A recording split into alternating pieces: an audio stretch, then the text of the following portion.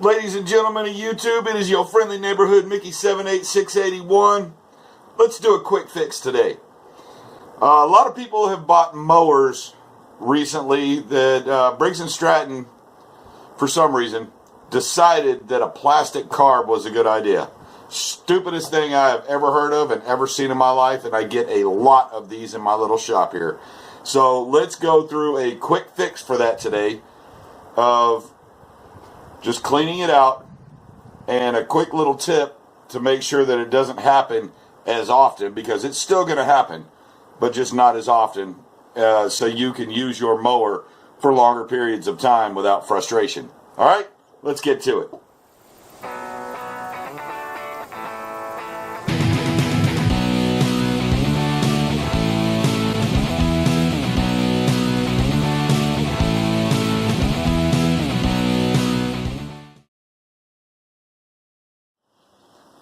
Okay, brand new mower. Gentleman bought it just before winter, has used it twice. First things first, verify that you have spark, because that can actually be an issue on a newer mower. Something this simple will save you a big headache. Just a little spark verifier. It doesn't tell you how good the spark is. It just lets you know that you're getting spark. That is all we're worried about right here, since I already know what the problem is. Second thing I always do, clamp off the fuel line. Third thing I do is drop the pull cord,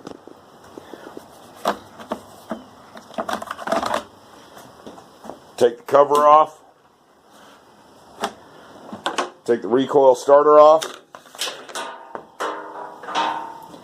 There's the bolts where I went ahead and just did that. It took me 2 minutes, maybe. So now you can get in here and work. If you see how your gas tank just sits in there, slides right down 2 tabs, slide right down in spots. So let's come over here to the air filter and carburetor assembly. We'll take that off. We'll take the air filter off, and then you're going to have 5/16 times 2, 9/32 times 2, and that comes right off. There's your carburetor. Now, the reason we took all this off up here is for one simple reason. Now you can wiggle your gas tank out of there, apparently not one-handed, and your whole gas tank and carburetor comes off as one assembly. So let me go ahead and pull that real quick, and we'll get right back to this.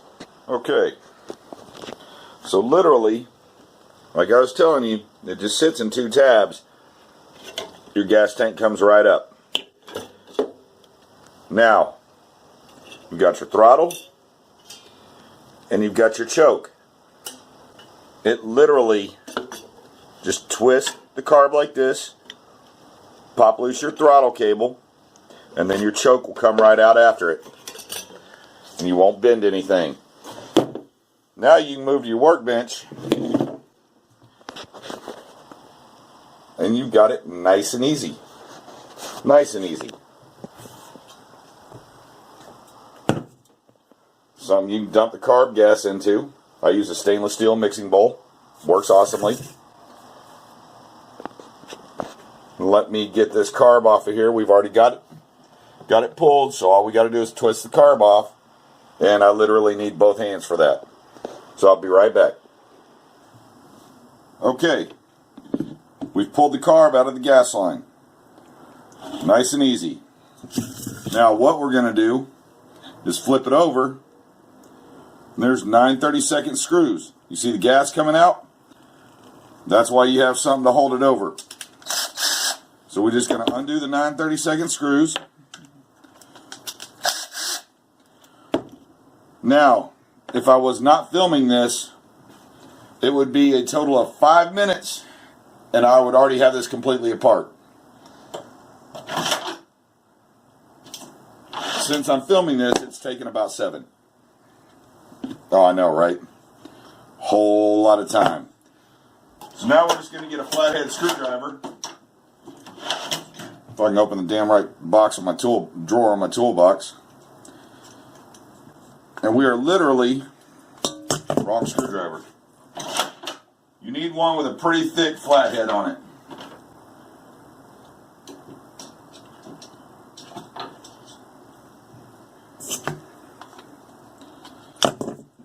And when that doesn't work, we'll get the little pry bar. Little bitty pry bar. Works really well. I want you to look right here at this space in here. We're going to pop this in here. And we're just going to twist it. And look what it's doing. It's separating the bowl. See how easy that was? Then you can dump the gas out. I don't know how well this is going to show it, but if you look in there, there's already a whole bunch of crud in the bottom of this bowl. That's your problem. It's called ethanol. And you can't help it these days. So we are literally going to spray this out. Get that crud out of the bottom of the bowl. It's just some carb cleaner. That's all it is. Then we're going to take the paper towel. We're going to wipe that out. So just like that, the bowl's clean now. Outside does not matter unless it matters to you. It doesn't matter to me. Quite literally, this just sits down in there. So again, with that little pry bar, we're going to pull that out as an assembly, dump the pin out, because, again, it just sets in there. We're going to spray this out. Now, as I'm spraying this, I'm seeing deposits, that same crud that was in the bottom of the bowl. I'm seeing it in the top of the carburetor here. So we're going to wipe this out. It really doesn't take much to get this clean. Not at all. It's really simple. We're, what, 10 minutes in now? Carburetor's already clean. I'm looking down the jet, and this is where the fix is going to come in. So set your carburetor to the side. If you have a welding supply store near you, go get a set of acetylene torch tip cleaners. If you're ever going to be working on carbs, go get this. This cost me $4 maybe at my local supplier. $4 has been the best tool as far as carburetors that I have ever purchased in my 44 years of being alive. So we will take the smallest cleaner and we will go right in the jet, right here, that little brass thing. And what we're doing is we're just cleaning it out. Now, the smallest one you're going to find fits really loosely. That's fine. You don't need you don't need it to fit snugly. You're not trying to really open this up. You're just trying to clean it. Now you step up one size, and you notice that fits a little snugger. So you be a little careful. Give it about 5 or 6 on the little in and out, and you're basically filing it clean. Little spritz of cleaner. You're done. So effectively, what we've just did was clean the part of the carb that mattered. Clean something that could lead to future problems. And while we're at it, we're going to go ahead and spray down the float, check the pin and make sure it's okay, which it's a brand new mower. I don't know how well you can see this or if it'll even focus on it. It's not going to focus on it. This pin is brand new. There is no wear and tear on it whatsoever. So just to be funny, because we did find the buildup or the starting of the crystallization on the rest of the carb, we're going to go ahead and spray down the float, because that sits in the gas, meaning it can transfer, and we don't want that. It's quite literally stick our pin back in, stick our other pin back in the float, and just seat it. Drop that pin right down the intake, and that's it. That's all it takes. Now that carb will work. It will not plug up as easily because we barely scooched it open just a little bit more. We're going to match this up with the jet when we put this back on. Literally, just squeeze it down. Now, when you are working with plastic, taking things apart with power tools is fine. There's no harm in that. Well, there could be. We're not going to get into that. When you are putting stuff back together, please don't. Please don't use your impact. Please don't set the clutch on your drill to really light and think that that's going to be okay too. Because it doesn't take anything to strip plastic out. Okay? If you strip it out, you'll never get a good seal on the bowl. If you don't get a good seal on the bowl, you're going to have a leaky carb.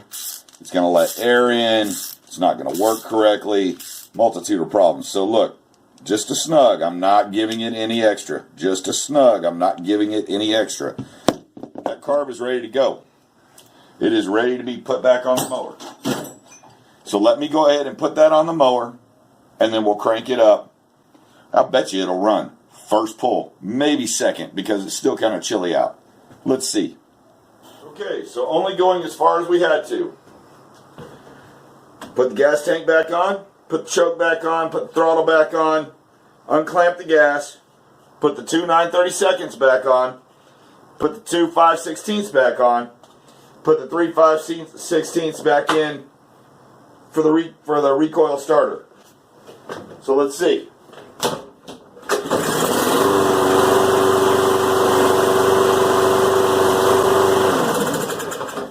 Imagine that. Simple fix. Simple. You're going to find these in the newer Briggs & Stratton engines. They're plastic carbs. It's a stupid idea. I guess big corporations got to cut costs somewhere, and I don't agree with it. If we're going to be paying, $200, $300, $400 for a freaking self-propelled 22-inch mower, this one just happens to be a Toro recycler 22-inch, then I personally am of the opinion that we should get quality as customers for what we are paying hard-earned money for. Now I understand when it comes to mowers, $250 ain't a whole lot for a push mower anymore. But it's still bullshit in my opinion. If we're going to be paying hundreds of dollars, we should get the quality that it should not have to get brought to a small engine shop because it won't start on its third use. That's ridiculous. But anyways, I digress. Thank you for watching. I hope this helps some of you guys out. Mowing season is going to get here quicker than you think. And if for some reason you've got a newer mower that you've got spark on, you've got fresh oil in it, you've got a new air filter in it, you got the correct gap on the spark plug, you can't figure out what's going on, it's your carburetor. It literally takes maybe 3 weeks to start getting that sugary looking bull crap from ethanol in your carburetor. Once that happens, it's going to go through your entire fuel system. It's going to form in your gas tank. It's going to form in your carburetor. And when those little particles get to the jet, that hole is so minutely small, you're screwed. You've got to clean the jet. So, recap. If you don't have them, go get them. Flat out. These things are awesome. Don't put your plastic carb back together with your impact. Don't do it. Please. For the love of God. For the love of, I don't want to hear you say, well, Mickey, I put it back together and it's stripped. Did you use your impact? That's probably why. When you tighten the 9/32 bolts on that hold the bowl to the carb, use your socket. Get them down snug. It's not like a spark plug where you got to get it snug and then give it a quarter turn. Don't do that. Get them snug. Snug them up. There's an O-ring on there that'll keep it from leaking. You just need it to seal and be snug. You don't need it over tightened. Okay? We're not putting thread locker on that crap or nothing else. So, in the interest of, hi, how the hell are y'all doing? Here's something to help out. I hope it helped out. Anyways, drop comments. If you found a quicker, easier way to do this, man, let me know. I'm always up for trying new things, and this is just what I found to work. I don't charge a lot for this at all. That whole thing, when I'm not filming, takes me 10 minutes tops, maybe 12. I charge $35 for it. It's ridiculously low. You go to any outdoor power place, and you're looking at a $50 bill or more. But why? There's no need to. It's really that quick, that easy, and you saw it started first pull just like it's supposed to. It's a brand new mower. Anyways, deuces. Tune in. There will be more. Finally got me a new PC built. I can do the videos. Laters.